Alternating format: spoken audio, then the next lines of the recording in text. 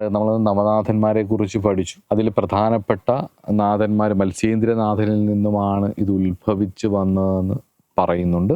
അപ്പോൾ മത്സ്യേന്ദ്രനാഥൻ്റെ കുറിച്ച് തന്ത്രാലോകത്തിൽ പറയുന്ന കാര്യങ്ങൾ നമ്മൾ പറഞ്ഞു. മത്സ്യേന്ദ്രനാഥൻ്റെ വാമഭാഗത്തെക്കുറിച്ച് പറഞ്ഞു, അദ്ദേഹത്തിൻ്റെ മക്കളെക്കുറിച്ച് പറഞ്ഞു, അതിലൂടെ കുലധർമ്മങ്ങൾ പ്രചരിച്ച രീതികളെക്കുറിച്ച് പറഞ്ഞു. അപ്പോൾ ഈ നവനാഥ കൺസെപ്റ്റ് എന്ന് പറയുന്നത് പുതിയൊരു കൺസെപ്റ്റാണെന്ന് നമ്മൾ പറഞ്ഞു. അതിൽ പലയിടത്തും ഗോരക്ഷനാഥൻ്റെ പേരില്ല, എന്നാൽ ഗോരക്ഷനാഥൻ്റെ പേരുള്ള സ്ഥലത്ത് മത്സ്യേന്ദ്രനാഥൻ്റെ പേരും ഇല്ല എന്ന് പറഞ്ഞു. നമ്മൾ ഭാരതവർഷം മൊത്തവും ഗോരക്ഷനാഥൻ്റെ അഭിപ്രായങ്ങളും ഗോരക്ഷനാഥൻ്റെ പേരുകൾ പല സ്ഥലങ്ങളിലും പല ആധ്യാത്മിക മേഖലകളിലും കാണാം. നാദസമ്പ്രദായത്തെ വേറൊരു തലത്തിലേക്ക് കൊണ്ടുപോയതും ഗോരക്ഷനാഥനാണെന്നുള്ളത് നമുക്ക് കുറച്ചുകൂടെ മുന്നോട്ട് കുറേ കാര്യങ്ങൾ പഠിക്കുന്ന സമയത്ത് മനസ്സിലാവും. നമ്മളപ്പോൾ ഇത്രയും കാര്യങ്ങളാണ് ബേസിക്സ് ആയിട്ട് പഠിച്ചത്. നാദസമ്പ്രദായം ആദി ഗുരുവായിരിക്കുന്ന മഹാദേവനിൽ നിന്നും വന്നിട്ടാണ് ഓരോ നാഥന്മാരിലൂടെ പരമ്പരകളിലൂടെ പല വഴിയിലായിട്ട് പോയത്. നമ്മൾ കുറച്ച് ഗ്രന്ഥങ്ങളെക്കുറിച്ച് പറഞ്ഞിട്ടുണ്ട്. മത്സ്യേന്ദ്രനാഥനും അതുപോലെ തന്നെ ഗോരക്ഷനാഥനെ കുറിച്ച് പറഞ്ഞിട്ടുള്ള ഗ്രന്ഥങ്ങളും ഗോരക്ഷനാഥൻ എഴുതിയെന്ന് വിശ്വസിക്കപ്പെടുന്ന ഗ്രന്ഥങ്ങളെക്കുറിച്ചുമൊക്കെ നമ്മൾ ഏകദേശം പറഞ്ഞു. ഇനി നമുക്ക് പഠിക്കേണ്ട നാദസമ്പ്രദായത്തിൻ്റെ സിദ്ധാന്തങ്ങളെക്കുറിച്ചും നാദസമ്പ്രദായത്തിൻ്റെ ചില ഐഡൻറ്റിഫിക്കേഷൻ ആയിട്ടുള്ള പറയുന്ന ചില കാര്യങ്ങളെക്കുറിച്ചും ഒക്കെയാണ് പറയേണ്ടത്. നമുക്കിനി അടുത്തത് അത് നോക്കാം.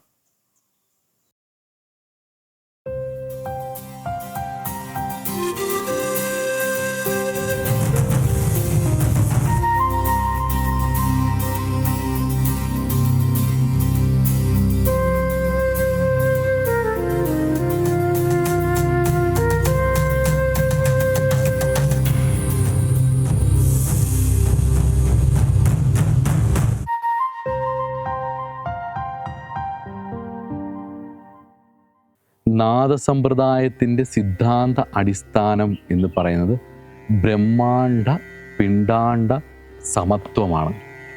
ശൈവ സമ്പ്രദായങ്ങളിൽ പറയുന്ന പ്രപഞ്ചത്തിൻ്റെ 36 തത്വങ്ങളെക്കുറിച്ച് വിശുദ്ധമായും ക്രമമായും ഗോരക്ഷ സിദ്ധാന്ത സംഗ്രഹത്തിലും സിദ്ധാന്ത പദ്ധതിയിലും സ്പഷ്ടമായിട്ട് തന്നെ വിശദീകരിച്ചിട്ടും ഉണ്ട്. ശിവനിൽ നിന്നും അന്യമല്ല ശക്തി എന്നുള്ളതാണ് ഈ സിദ്ധാന്തത്തിൻ്റെ മെയിൻ. അതുകൊണ്ട് തന്നെ തന്ത്രസമ്പ്രദായത്തിൻ്റെ ഇൻഫ്ലുവൻസ് ആയിക്കഴിഞ്ഞു. ശിവാഭ്യന്തരേ ശക്തി, ശക്തേരാഭ്യന്തരേ ശിവ.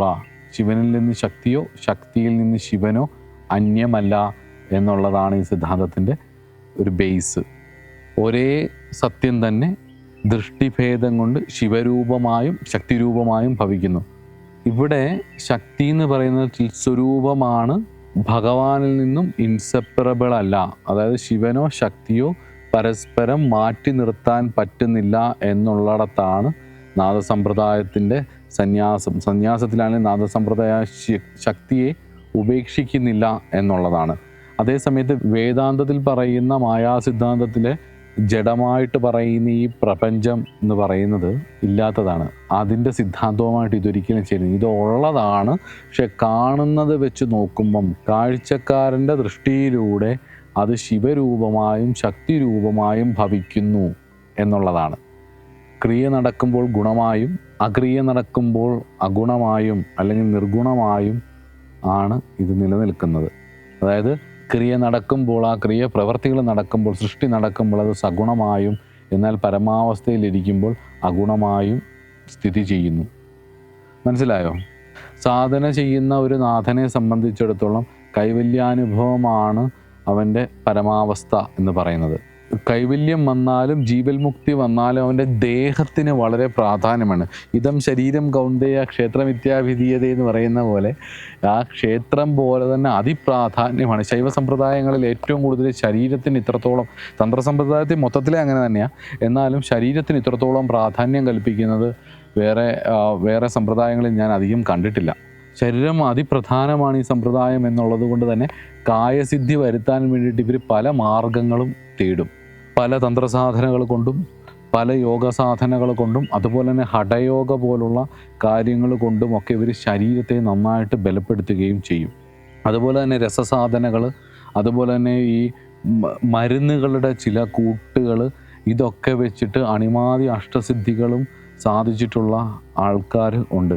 ഇതിനകത്തൊരു കാര്യമുണ്ട്, എൻ്റെ അനുഭവം കൂടെ പറയാം. എൻ്റെ ഒരു അന്വേഷണത്തിൽ, ആധ്യാത്മിക അന്വേഷണത്തിൽ ഞാൻ നാദസമ്പ്രദായത്തിലുള്ള ഒരു ആചാര്യൻ്റെ അടുത്തൊക്കെ എത്തിപ്പെടുകയും അദ്ദേഹവുമായിട്ട് ഇടപെടാൻ കഴിയുകയൊക്കെ എനിക്ക് ഭാഗ്യം ഉണ്ടായിട്ടുണ്ട്. അപ്പം ഈ സമ്പ്രദായത്തിൽപ്പെട്ട ചില ആളുകളെ ഞാൻ കണ്ടിട്ടുണ്ട്. ചിലവരെന്ന് പറയുന്നത് സാധനയും ഈശ്വരോപാസനയുമായിട്ട് അങ്ങ് ഉയർന്ന തലത്തിൽ ജീവിക്കുന്നവരായിരിക്കും. എന്നാൽ ചില ആളുകൾ നമ്മളെപ്പോലെ വളരെ എല്ലാവരോടും ഇടപെടുകയും എന്നാൽ പലതരത്തിലുള്ള സിദ്ധികളുള്ളവരും ആയിരിക്കും ഇവർ. ഈ പറഞ്ഞ പോലെ ഫിലോസഫിക്കൽ നോളജൊന്നും വലുതായിട്ട് ഉണ്ടാവത്തില്ല. പല വിഷയങ്ങളും സംസാരിക്കുന്ന സമയത്ത് നമുക്കറിയാവുന്നത്ര ഒരു ഫിലോസഫിക്കൽ നോളജൊന്നും അവർക്കുണ്ടായെന്നിരിക്കില്ല. പക്ഷേ ചില ഏരിയകളിൽ ഈ പറഞ്ഞ പോലെ കായസിദ്ധിയും അതുപോലെ തന്നെ അണിമാതി അഷ്ടസിദ്ധികൾക്കായിക്കൊണ്ടുള്ള ചില തരത്തിലുള്ള സമ്പ്രദായങ്ങളും കാര്യങ്ങളും ഒക്കെ ഉണ്ട്. അതിൽ പ്രത്യേകിച്ചും രസത്തിൻ്റെയൊക്കെ ഉപയോഗം, മെർക്കുറിയുടെയൊക്കെ ഉപയോഗം, മെർക്കുറി വെച്ചിട്ടുള്ള ചില പരിപാടികളും ഒക്കെ ഉണ്ട്. അപ്പം നമുക്കത് ആ മെർക്കുറിയെക്കുറിച്ചുള്ള വിഷയങ്ങൾ കൂടുതലായിട്ട് പഠിക്കാൻ വേണ്ടിയിട്ട് നമുക്ക് രസേശ്വര ശൈവസം എന്ന് പറയുന്ന രസേശ്വര ശൈവ സിദ്ധാന്തത്തെ നമുക്കൊരു സെപ്പറേറ്റ് ആയിട്ടൊരു ക്ലാസ് ആയിട്ട് തന്നെ എടുക്കാം. അപ്പോൾ അതിനൊരു തെളിച്ചമാവുകയും ചെയ്യും. അപ്പോൾ ഞാൻ മുമ്പേ പറഞ്ഞ പോലെ ഈ നാദസമ്പ്രദായത്തിൽപ്പെട്ടവർ, ഞാൻ പറഞ്ഞ ഈ പ്രായമുള്ളവരൊക്കെ പലതരത്തിലുള്ള സാധനങ്ങൾ ചെയ്തിട്ട് നമ്മുടെയൊക്കെ അച്ഛനെക്കാട്ടിലും കൂടുതൽ പ്രായമുള്ളവരൊക്കെ വളരെ യൗവനമായിട്ട് ഇരിക്കുകയും നമ്മളിന്ന് പറയുന്ന പോലത്തെ ഒരുപാട് മൾട്ടി വൈറ്റമിൻസോ അങ്ങനെയുള്ള ഫുഡുകളോ ഡയറ്റ് പ്ലാനുകളോ ഒന്നും ഇല്ലാത്തൊരു പ്രത്യേക രീതിയിലുള്ള ജീവിതമാണ്. പക്ഷേ ശരീരം ചെറുപ്പമായി നിർത്താനുള്ള ഒരുപാട് വിദ്യകൾ അവരവരുടെ ജീവിതത്തിൽ പ്രയോഗിക്കുന്നു എന്നുള്ളതാണ്. മുമ്പേ പറഞ്ഞ നവനാഥന്മാരിൽ വളരെ പ്രധാനപ്പെട്ട ഒരു നാഥനാണ് ജലന്ധരനാഥൻ. ഈ ജലന്ധരനാഥൻ ഹഠയോഗിയായിരുന്നുവെന്നും ഗോരഖനാഥിൽ നിന്നും പഠിച്ചിട്ടുള്ള ഹഠയോഗത്തെ അദ്ദേഹം പലരിലേക്കും പ്രചരിപ്പിച്ചു എന്നും പറയുന്നുണ്ട്. പക്ഷേ ചില ഗ്രന്ഥങ്ങളിൽ പറയുന്നുണ്ട് ജലന്ധരനാഥനാണ് ഹഠയോഗ കൊണ്ടുവന്നത് എന്നും. ഈ ഹഠയോഗ പ്രദീപികയിൽ പലതരത്തിലുള്ള ബന്ധങ്ങളുണ്ട്. അതിൽ ജലന്ധര ബന്ധം എന്ന് പറയുന്നത് ഇദ്ദേഹത്തിൻ്റെ പേരിനോട് ചേർത്താണ് പറയുന്നത്. നമ്മൾ പഠിച്ച് കുറച്ചുള്ളിലേക്ക് ചെല്ലുമ്പോൾ നമുക്ക് മനസ്സിലാവുന്ന ഒരു കാര്യം എന്ന് പറയുന്നത് ആദിനാഥനിൽ നിന്നും മത്സ്യേന്ദ്രനാഥനിലേക്ക് വന്നിട്ടുള്ള നാദസമ്പ്രദായം, ആ കൗളാചാരത്തെ പിന്നീട് ഗോരക്ഷനാഥനാണ് വാസ്തവത്തിൽ സെലിബസിക്കൊക്കെ ഇമ്പോർട്ടൻസ് കൊടുത്തുകൊണ്ട് മത്സ്യേന്ദ്ര സമ്പ്രദായത്തിലെ എക്സ്റ്റേണൽ പ്രാക്ടീസുകളെ ഇൻറ്റേണൽ പ്രാക്ടീസുകളാക്കി മാറ്റിയെടുത്തത് ഗോരഖനാഥനാണ്. മൈഥിലി ഗോരക്ഷ വിജയ എന്ന് പറയുന്ന ഗ്രന്ഥത്തിൽ ഈ വിഷയത്തെക്കുറിച്ച് വളരെ വിശദമായിട്ടും പറയുന്നുണ്ട്. പല പന്താവിൽ കിടന്നിട്ടുള്ള നാദസമ്പ്രദായത്തെ, പ്രത്യേകിച്ച് ദ്വാദശ നാദസമ്പ്രദായത്തെ ഏകീകരിച്ച് കൊണ്ടുവന്നതിൽ ഗോരക്ഷനാഥൻ്റെ പങ്ക് ചെറുതൊന്നുമല്ല. ഈ പറയുന്ന പന്ഥാവിന് ദ്വാദശ പന്ഥാവെന്നും അതുപോലെ തന്നെ ചില ഗ്രന്ഥങ്ങളിൽ 18 പന്ഥാവുണ്ടെന്ന് പറയുന്നുണ്ട്. ഇതിന് തന്നെ പല വകഭേദങ്ങളുള്ളതായിട്ടും പറയുന്നു. 1906 തുടങ്ങിയ അഖില ഭാരതവർഷീയ അവധൂത ഭേഷഭാരത പന്ത് യോഗി മഹാസഭ ഹരിദ്വാറിൽ ഉണ്ട്. പറയുന്ന പന്തുകൾ, അവർ പറയുന്ന പന്തുകൾ ഏതൊക്കെയാണെന്ന് ഞാൻ പറയാം. 12 എണ്ണമാണ് പറയുന്നത്. സത്യനാഥി, ധർമ്മനാഥി, രാമനാഥി, വൈരാഗനാഥി, കപിലാനി, ഐപ്പന്ത് തുടങ്ങിയിട്ടുള്ള 12 പന്തുകളാണ് പറയുന്നത്. അതിൽ ഐപ്പന്ത് എന്ന് പറയുന്ന ഐപ്പന്ത് ഐ എന്ന് പറഞ്ഞു കഴിഞ്ഞാൽ അമ്മ എന്നാണ് അർത്ഥം. അപ്പം ഐപ്പന്ത് എന്നാണ് ഓൾഡസ്റ്റ് നാദസമ്പ്രദായമായിട്ട് ഇവർ അഖില ഭാരതീയ അവധൂത ഭേഷഭാരത പന്ത് യോഗി മഹാസഭ ഹരിദ്വാറുള്ള ഇവർ പറയുന്നത്. 1906 ഇത് തുടങ്ങിയത്. അപ്പം ഐപ്പന്താണ് അതിൽ ഏറ്റവും പ്രാചീനമായിട്ടുള്ളത് എന്ന് പറയുന്നു. ഈ ഐപ്പന്ത് നാഥന്മാരുടെ ഹെഡ് ക്വാർട്ടേഴ്സ് എന്ന് പറയുന്നത് ഹരിയാനയിലെ അസ്തൽ ഭോഗർനാഥ് മഠമാണ്. അവിടെ ഒരു ഭോഗറുടെ പേര് വന്നു കേട്ടോ. അപ്പം ഞാൻ എന്തിനാണ് ഈ മഠത്തിൻ്റെയൊക്കെ പേര് പറയുന്നതെന്ന് ചോദിച്ചു കഴിഞ്ഞാൽ നിങ്ങൾക്ക് ഇതിൻ്റെയൊക്കെ ഡീറ്റെയിൽസ് ഇൻ്റർനെറ്റിൽ അവൈലബിൾ ആണ്. ഈ നാദസമ്പ്രദായത്തെക്കുറിച്ചുള്ള അനവധി ബുക്സുകളും അവിടെ നിന്നൊക്കെ പബ്ലിഷ് ചെയ്തിട്ടുണ്ട്. നിങ്ങൾക്കത് വാങ്ങിക്കാം. കൂടുതൽ അറിയണമെങ്കിൽ ഇതൊക്കെ അന്വേഷിക്കുകയും ചെയ്യാം. നാദസമ്പ്രദായത്തിൽ ഗുരുവിന് സർവാധികമായിട്ടുള്ളൊരു മഹത്വം കൽപ്പിച്ചിട്ടുണ്ട്. പ്രധാനം ഗുരു തന്നെയാണ്. ഈ ശാസ്ത്രത്തിൻ്റെ നിഗൂഢതകൾ മനസ്സിലാക്കാനും ഉപാസനയും ഗുരുകടാക്ഷവും ഗുരുവിൻ്റെ ഒരു നേതൃത്വവും വേണം. കൂടെ നിന്ന് പഠിപ്പിച്ച് മനസ്സിലാക്കിയെടുക്കണം. കാരണം രസേശ്വര ശൈവസം പറയുന്ന സമയത്ത് നമുക്ക് നാദസമ്പ്രദായമായിട്ട് വളരെ കണക്റ്റഡ് ആയിട്ടുള്ള ഒരു ശൈവ സമ്പ്രദായമാണ് രസേശ്വര ശൈവ സമ്പ്രദായം. അപ്പോൾ അത് പഠിക്കുന്ന സമയത്ത് നമുക്ക് ആ രസത്തിൻ്റെ ഉപയോഗങ്ങൾ പലതരത്തിൽ ഹഠയോഗവുമായിട്ട് ചേർത്തിട്ട് രസം ഓരോ അവസ്ഥയിലും ഉപയോഗിക്കുന്നതിൻ്റെ രീതികൾ പറയുന്ന സമയത്ത് നമുക്ക് മനസ്സിലാവും രസം വളരെ പോയിസണസ് ആയിട്ടുള്ളൊരു കാര്യമാണ്, വളരെ അപകടം പിടിച്ചൊരു കാര്യമാണ്, ഒരു പാഷാണം പോലെയാണത്. അപ്പോൾ അത് ഉപയോഗിക്കും കൃത്യമായിട്ട് അതിൻ്റെ അളവിൽ പരിചയമില്ലാത്ത ഒരാളിൽ നിന്നുമാണ് ഉപയോഗിക്കുന്നതെന്നുണ്ടെങ്കിൽ ശരിക്കും മെർക്കുറി പോയിസണായി മാറും. അത് നമുക്കതൊരു ഉപദ്രവമായി മാറും. ശരീരത്തിന് ഗുണത്തെക്കാട്ടിലേറെ ദോഷമായിട്ടത് ഭവിക്കും. അതുകൊണ്ട് തന്നെ നാദസമ്പ്രദായത്തിൽ ഗുരുവിൻ്റെ കടാക്ഷം, ഗുരുവിൻ്റെ അനുഗ്രഹം, ഗുരുവിൻ്റെ പദ്ധതി ഫോളോ ചെയ്യുന്നത് ഉറപ്പായിട്ടും വേണം. അതുപോലെ തന്നെ ഇവരെ ഐഡൻറ്റിഫൈ ചെയ്യാൻ വേണ്ടിയിട്ട് ഇവർ കമ്മൽ കുത്തുന്ന രീതി, ഇവിടെയാണ് കുത്തുന്നത്. കമ്മൽ കുത്തുന്ന രീതി നമ്മൾ സന്ധ്യാവന്തനമൊക്കെ ചെയ്യുമ്പം തർപ്പിക്കത്തില്ലേ, ഋഷി തർപ്പണം ചെയ്യുന്ന സമയത്ത് മാല പോലെ പൂണൂലിടത്തില്ലേ, യജ്ഞോപവീതം മാല പോലെ ഇടുന്ന പോലെ ഒരു കറുത്ത കളറിലെ പൂണൂലായിരിക്കും ഇവരിട്ടിരിക്കുന്നത്. മാല പോലെയായിരിക്കും അത് ഇട്ടിരിക്കുന്നത്. അതിനെ സിഗ്നൽ ജന്യു എന്നാണ് പറയുന്നത്. അപ്പോൾ ആ യജ്ഞോപവീതത്തിൽ ഒരു ലോക്കറ്റ് പോലൊരു സാധനം കാണും. അതിൽ ആദ്യത്തെ ഒരു വളയമാണ്, അതിനെ പവിത്രി എന്നാണ് പറയുന്നത്, ശക്തി സൂചകമാണ്. അതിൻ്റെ തൊട്ട് താഴെ ഒരു മഞ്ഞ കളർ ഒരു കല്ല് കാണും, അത് രജസ്സിനെ സൂചിപ്പിക്കുന്നു. അതിൻ്റെ തൊട്ട് താഴെ രുദ്രാക്ഷം കാണും, അത് ശിവനെ തമസിനെ സൂചിപ്പിക്കുന്നു. മഞ്ഞ കളർ ഉള്ള അത് രജസ്സിനെയും ബ്രഹ്മദേവനെയും സൂചിപ്പിക്കുന്നു. താഴെ ഒരു സ്ഫടികം കാണും വെള്ള നിറത്തിൽ, അത് വിഷ്ണുവിനെയും സത്വഗുണത്തെയും സൂചിപ്പിക്കുന്നു. അതിൻ്റെ തൊട്ട് താഴെയായിട്ട് നാഡി എന്ന് പറഞ്ഞിട്ട് നമ്മുടെ നാട്ടിലെ തകിടൊക്കെ കിടക്കുന്ന പോലെ തടിയിലോ മെറ്റലിലോ ഉണ്ടാക്കിയിട്ടുള്ള ഒരു പ്രത്യേകതരം കൂട് പോലൊരു സാധനം ഇതിൻ്റെ താഴെ കാണും. ഇതൊക്കെയാണ് ഇവരുടെ ഐഡൻറ്റിഫിക്കേഷൻ. നാദസമ്പ്രദായത്തിലുള്ളവർ തമ്മിൽ പരസ്പരം അങ്ങോട്ടും ഇങ്ങോട്ടും ഗ്രീറ്റ് ചെയ്യുന്നത് ആദേശ് എന്നൊക്കെ പറഞ്ഞിട്ടായിരിക്കും. അപ്പോൾ അത് സാധാരണ രീതിയിൽ നിന്നും കുറച്ച് വ്യത്യസ്തമായിട്ടുള്ള കുറേ ശൈലികളാണ് ഇവർ ഫോളോ ചെയ്യുന്നത്. അപ്പോൾ ഇത്രയൊക്കെയാണ് നാദസമ്പ്രദായത്തെക്കുറിച്ച് പറയാനുള്ളത്. ഹഠയോഗം നാദസമ്പ്രദായത്തിൽ നിന്നും വന്നതാണ്. അതുപോലെ തന്നെ മത്സ്യേന്ദ്രനാഥൻ പോലുള്ള ഗുരുക്കന്മാരുടെ പരമ്പരയിൽ കൂടി വന്നിട്ടുള്ള കൗള സമ്പ്രദായം, അതിനെ ബാഹ്യമായിട്ടും ആന്തരികമായിട്ടുമൊക്കെ മാറ്റാൻ ഗോരക്ഷനാഥൻ ബാഹ്യമായ ക്രിയകളിൽ മാത്രം ഒതുങ്ങാതെ തത്വബോധത്തിലേക്ക് ഉള്ളിലേക്ക് കൊണ്ടുവരുന്ന ആചരണ രീതിയിലേക്ക് ഗോരക്ഷനാഥനാണെന്ന് മാറ്റിയത്. അപ്പം നവനാഥന്മാരുടെ കണക്കുകൾ പല തരത്തിലുണ്ട്. അപ്പോൾ അത് മനസ്സിലാക്കാനും നിങ്ങൾക്ക് ഞാൻ വിട്ടുതരുന്നു. അതിന് മുമ്പ് ഒരു കാര്യവും കൂടെ പറയാം. നാദസമ്പ്രദായം വൈഷ്ണവത്തിലുണ്ടോ എന്നൊരു ചോദ്യം വരാം.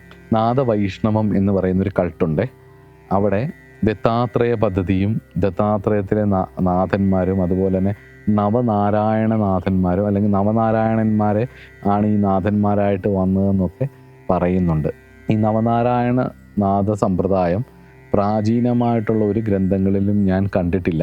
1819 പുറത്തിറങ്ങിയ നവനാദ ഭക്തിസാരം എന്ന് പറയുന്ന ഗ്രന്ഥത്തിൽ മറാഠിയിലാണ് ഈ ബുക്ക് ഇറങ്ങിയിട്ടുള്ളത്. മഹാരാഷ്ട്രയിൽ മറാഠി ഭാഷയിലാണ് ഈ ബുക്ക് ഇറങ്ങിയിട്ടുള്ളത്.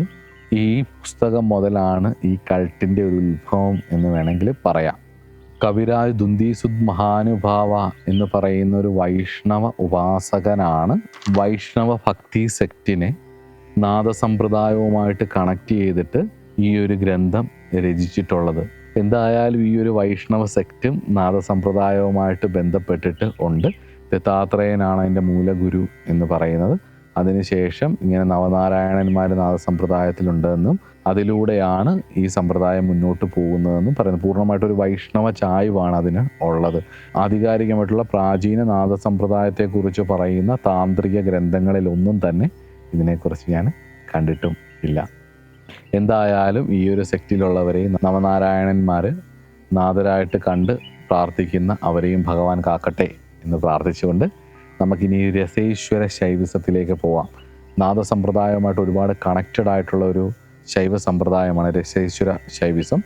ഗോരഖ്നാഥൻ, മത്സ്യേന്ദ്രനാഥൻ, അതേപോലെ തന്നെ ചാർപ്പതിനാഥൻ, ഇവരൊക്കെ ആൽക്കമിയുമായിട്ട് ഒരുപാട് കണക്റ്റഡ് ആയിട്ടുള്ള ആൾക്കാരാണ്. ഞാൻ മുമ്പേ പറഞ്ഞായിരുന്നല്ലോ, രസേശ്വര ശൈവിസം എന്ന് പറയുന്നത് വാസ്തവത്തിൽ നാദസമ്പ്രദായമായിട്ട് ഒരുപാട് ചേർന്നിരിക്കുന്നതാണ്. അവരുടെ സിദ്ധാന്തങ്ങളുമായിട്ട് ഒരുപാട് ചേർന്നിരിക്കുന്നത്. എന്തെന്ന് ചോദിച്ചു കഴിഞ്ഞ് കഴിഞ്ഞാൽ അവർക്ക് ഈ ശരീരം വളരെ പ്രധാനമാണ്.